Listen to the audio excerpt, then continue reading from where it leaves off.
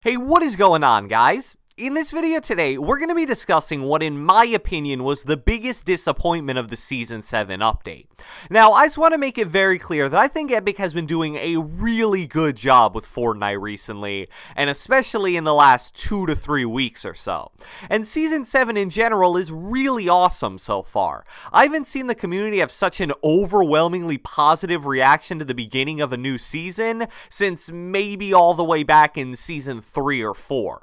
Creative mode is insane and nobody really even saw that coming. The new biome on the map looks awesome. The battle pass is solid like always. The weapon meta is almost perfectly balanced right now. And even the new airplane with all its flaws is at least really cool and fun to use. However, I do want to cover one thing specifically that I think Epic really messed up on regarding the beginning of Season 7, and that is not including the gameplay changes we've seen in some of the recent pop-up cups into the regular Fortnite Battle Royale game mode. So without further ado, let's get right into it. So in the Season 7 update notes, we got the following information about yet another new in-game tournament, this time named the Explorer Pop-Up Cup.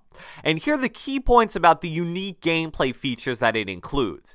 The material cap is set to 700 wood, 500 brick, 300 metal. Players receive 100 wood, 50 brick, and 50 metal for each elimination they get. Along with that, players also receive plus 50 health/shield for each elimination, which is something we saw in the Scavenger Pop-Up Cup as well. The resource rate for the tournament is increased by 40%. And finally, two changes regarding safe zones. There will be an increased chance of supply drops in later circles, and certain endgame circles will now travel twice as far, but also will take twice as long to close. So let's start breaking down why these changes as a whole are so awesome, and are more or less being wasted in just these pop-up cups, when they could also be added into the main game.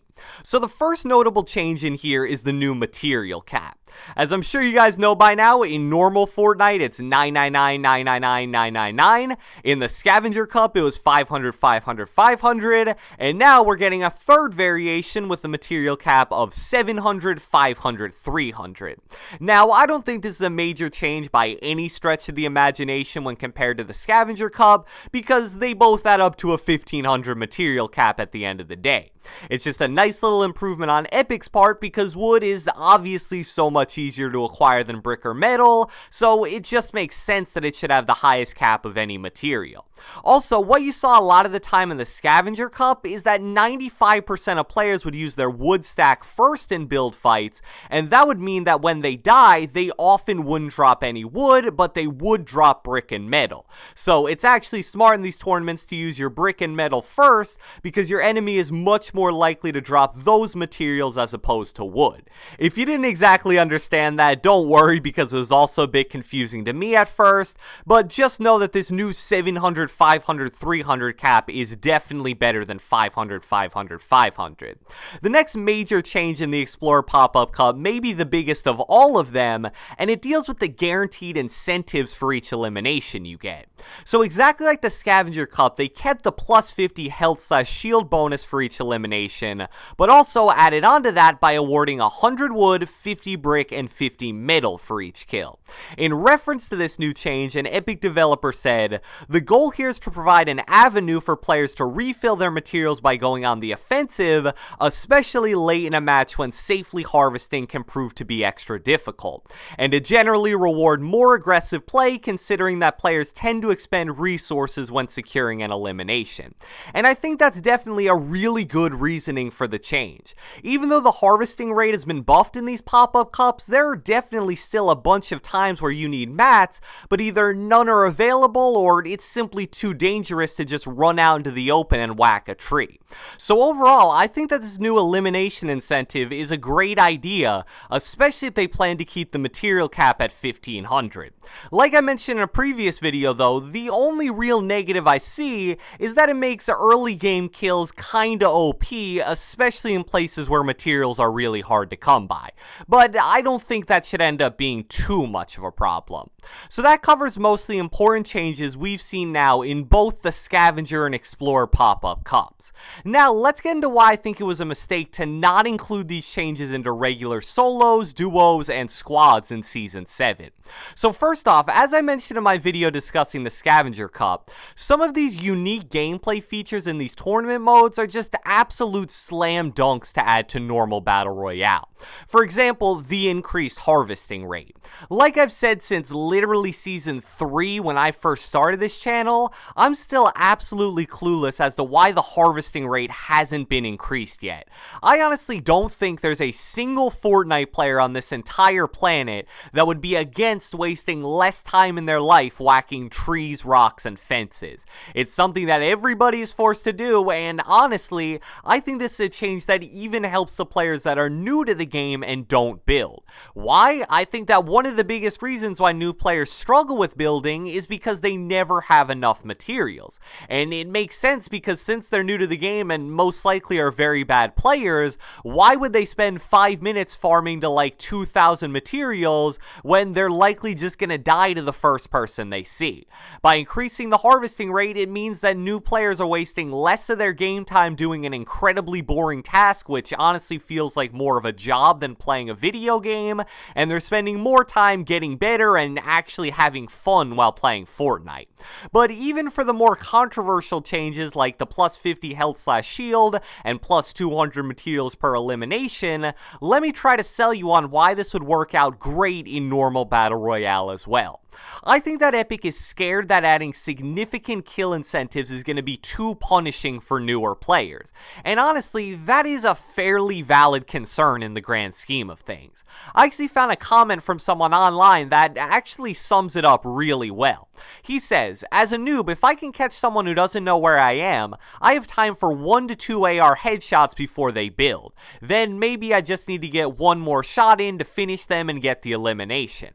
Adding one more hit's worth of health makes my fight a lot harder. Now I need to hit 2 shots while they're actively defending / fighting back." So after hearing that, I'm sure a lot of you guys who are good players are, in response to this, thinking something along the lines of, well, who really cares what that guy thinks? He's a self-admitted bad player. Why should Fortnite cater to bad players? And that is a 100% valid thought as well. Plenty of great games out there have been killed specifically by catering to bad players. But Epic also has to make sure that new players at least have a fair shot to improve. You don't want the game to be revolved around bad players, but on the flip side, if the game becomes too harsh to newer players, then the game will in turn stop growing in popularity and the player base will decrease, which is obviously not a good thing for anybody involved. However, I'm a strong believer that these elimination incentives are a positive change for the game as a whole because they reward the most fun way to play the game. The skill of the average Fortnite player right now is at an all-time high, and it's only going to continue to raise. This means that it's no longer possible, even if you're really good, to consistently take more than maybe 1 or 2 fights in a row without either losing a considerable amount of health or blowing the majority of your materials. And that, in my opinion, is a really negative thing overall.